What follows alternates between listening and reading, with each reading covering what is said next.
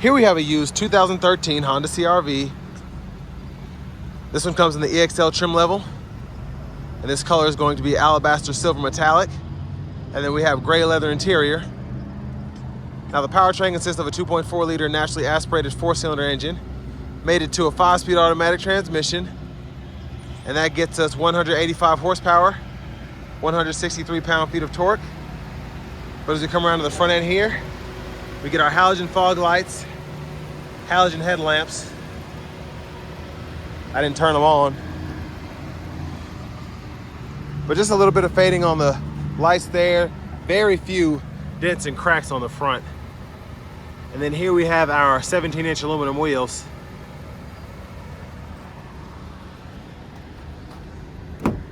Open this front door here. We have our power mirror controls there. We can lock out in the middle and then adjust the dial, power door lock controls, rear window lock, and then we have our one-touch automatic up and down driver's side window, and then we just have regular power windows for the other 3 doors. 2 bottle holders here where someone was resting their elbows, just a little bit of trim wear there. And then we have our traction control here, econ mode. That's for the fuel cap. And then that's for the hood latch, and we do have a push pedal for the emergency brake. Manual tilt telescope steering wheel. That's where you pull to adjust that. And here's our power driver seat with power lumbar support. But a huge shout out to John Roberts Nissan for allowing me to review the CR-V today. I'll leave a link below in the description, as well as their entire pre-owned inventory.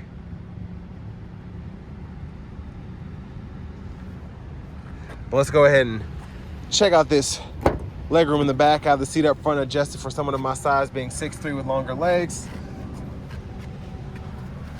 So sitting behind a seat like that, very impressive legroom for a 2013. My knees are just barely brushing the back of the seat, but I have plenty of space between where the window latch is and the side of the seat there to just rest my leg. And then seat back pockets are on both sides. Now we don't have any rear AC vents, which is kind of a bummer, but they do blow straight back here from the front. Then our middle seat folds down, cup holders are there. And I'm gonna show you how this seat folds flat. And hanger here, we can hang probably, depends what kind of hanger it is on this hook. Probably 2 metal hangers or 1 plastic hanger. But to fold the second row flat, first you have to pull this up, and then that'll automatically release, fold down there, and then you just go in reverse to put it back. Then you're good to go. Fuel caps here. Should take regular gas, no problem. And coming around to the back end here, I like the CR-Vs because that design is actually pretty slick in my opinion, but specifically for a Honda mid-level SUV.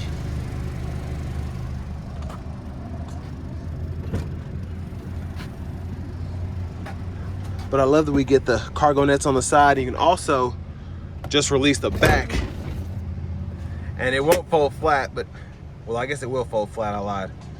So that's actually an easier way to do what I just did. I did not know that beforehand. But underneath here, spare tire. Yeah, that actually made my day. That's pretty impressive. And then we do have hooks on the side here if you want to hang some bags or whatever.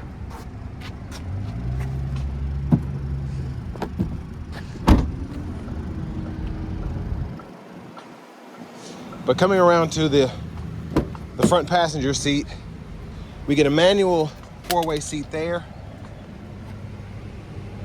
And this one has the Carfax and all that there. And then we do have storage on the side there, which I love having that in the 2013.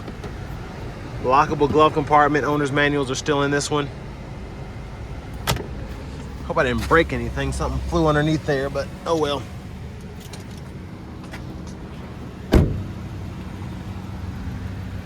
And then coming around to the front, once again,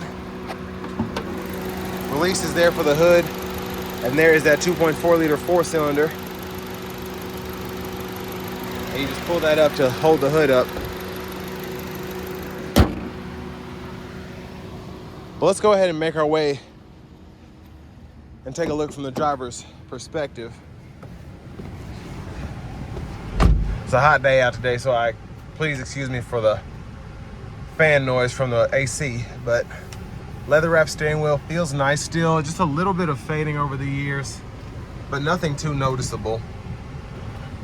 Now over here to the radio, this one has a navigation package. So from here, when I hit destination, this comes up, and it is touchscreen, so I can either type in an address based on city or street. I can change the state by clicking there. Just type everything you have to type on this keyboard. It's kind of a gift and a curse. And the cancel serves as a back button, which is fantastic. Makes this a lot less cumbersome to use. We can set up our home.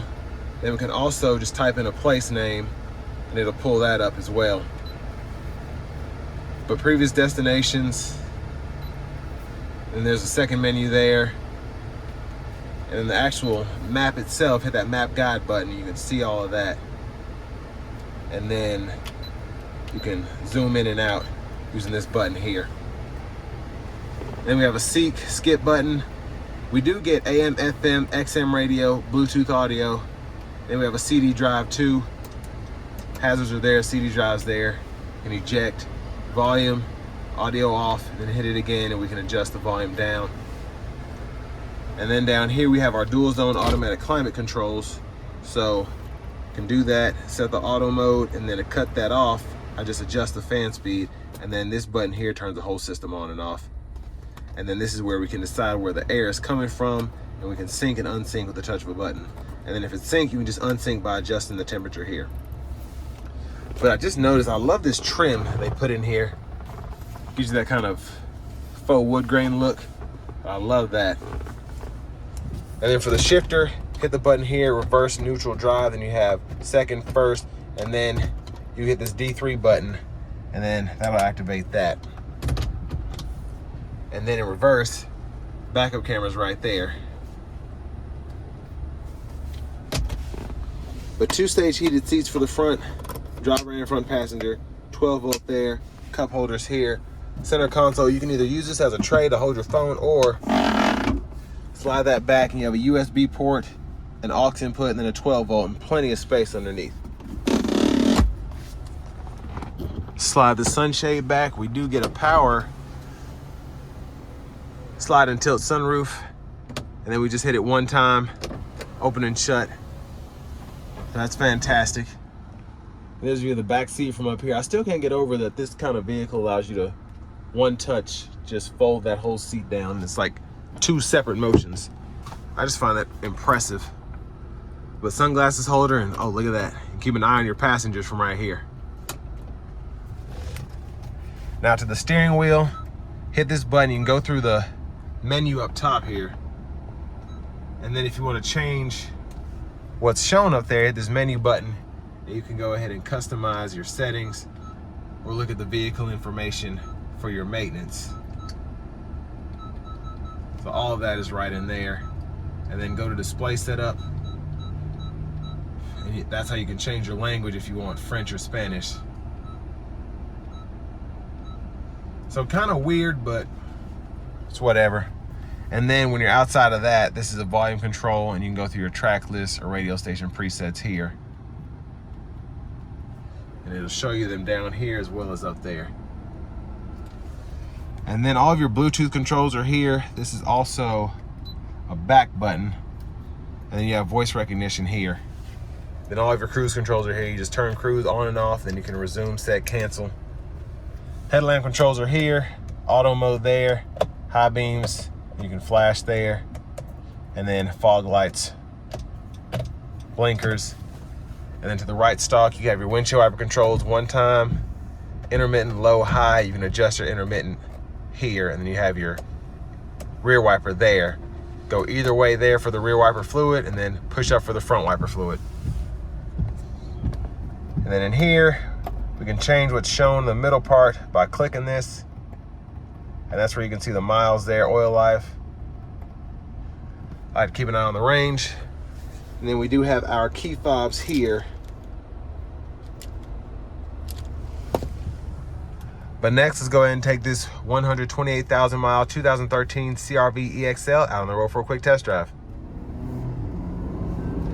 Now, starting the test drive in this CR-V EX-L, this does have an all-wheel drive system, but the system is not meant to engage unless the vehicle senses that you're needing the additional traction. So if you're, driving in snow or whatever it is, if it feels the need to engage, that's when it does. And I feel like that's a good thing and a bad thing depending on what kind of driver you are. I think most people drive their vehicles like, I don't even know how to describe it. I guess like a front wheel drive car or rear wheel drive car. People tend to lose traction and then they don't know what to do while they're doing it. So for those kind of people, I feel like this is a good system, because while you're sitting there flooring it and the vehicle's wheels are spinning, then it'll sense, okay, they need help. Let me go ahead and engage this rear differential. But if you're actually putting yourself in a certain situation, I wouldn't recommend necessarily doing that, because you're then trusting the vehicle to do something and it's just kind of going second by second as it's feeling the terrain. It doesn't know if, hey, you're about to take it on a trail, or hey, you're about to do that. So it's not meant for off-road driving. It's meant for traction when you need it. Now, if you're going off-road, let's say you're trying to go to a campsite or something and you get stuck, will it help you out there? I believe it's supposed to, but I wouldn't trust it. I'd rather have a four-wheel drive vehicle or an all-wheel drive vehicle, like maybe a Subaru that's always in all-wheel drive mode, to go ahead and do that. Or when you can actually put into a certain drive mode to activate the all-wheel drive.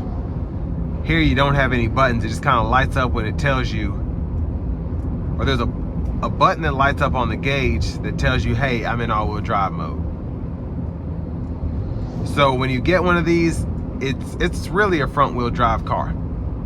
But I just wanted to explain that. I kind of went off on a tangent. But anyways, I like how this drives. And I was surprised that I liked how it drove, because I've driven several CR-Vs, and specifically in the past few years when they put the 1.5 turbos in them, this 2.4 naturally aspirated is actually a pretty good engine in terms of just power output. I think a lot of that has to do with it just being a 5-speed automatic transmission, but the way this is paired up is actually a great setup, and it will probably make for a longer lasting powertrain. Just having 5 speeds in the transmission and then having a naturally aspirated 4-cylinder. And that's what you expect out of those typically 300,000 to 400,000 mile, heck, without even thinking about changing the oil, Hondas. I've seen several of them. I don't know how they keep running. Now obviously you have to change the oil, but I know people who go like 20,000 miles and like, oh, I forgot to change the oil. And the thing just keeps running. They're good cars for what they're made for. You still have to take care of them, but you just don't have to take care of them like you probably do a Chevy or a Ford. Like you miss an oil change and all of a sudden you hear knocking. These don't tend to do that. They're just known as being solid vehicles that are pretty cheap if you're just looking for normal transportation with pretty good gas mileage that'll last you after you pay the car off.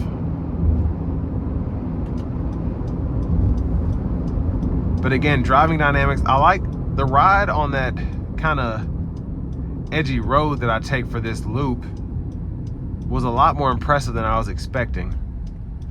And it's because a lot is not intruding in here. Even though it's a little bumpy, it's still driving relatively smoothly. Now brake pedal, you have to give that a little bit of pressure, just how these brakes are made, but a lot of people, especially RAV4 buyers or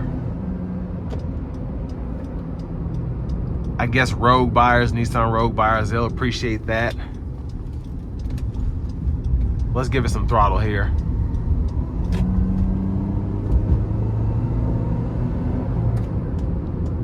It just has dogs running around.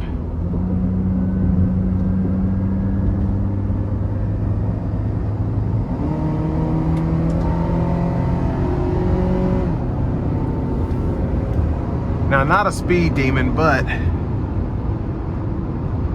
pretty good acceleration for this kind of engine getting on the interstate here. Then we have our cruise there right at 70 miles per hour. And again, ride quality is pretty solid. I'm feeling just a little, and I mean a tad bit of shake in the steering wheel here, but nothing out of the ordinary. And as I hit the brake pedal there, just a little bit of vibration.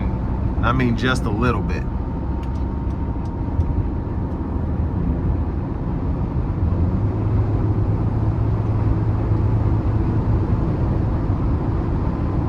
But again, if you're looking for inexpensive transportation, I'll leave a link below in the description. I'll try to include the price. I think this is right.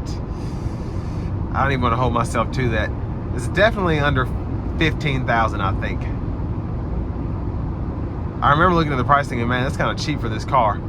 So whatever it is, it's priced pretty well. Because again, you get just a good driving vehicle, but if you want to take it 1,000 miles or take it on a really long road trip, you're able to do that and get pretty good gas mileage. On the MPG meter here doing 72, I'm right at 37, 38 miles per gallon just cruising here. Pretty flat and level terrain. And then I start to incline a little bit, it goes down about 32.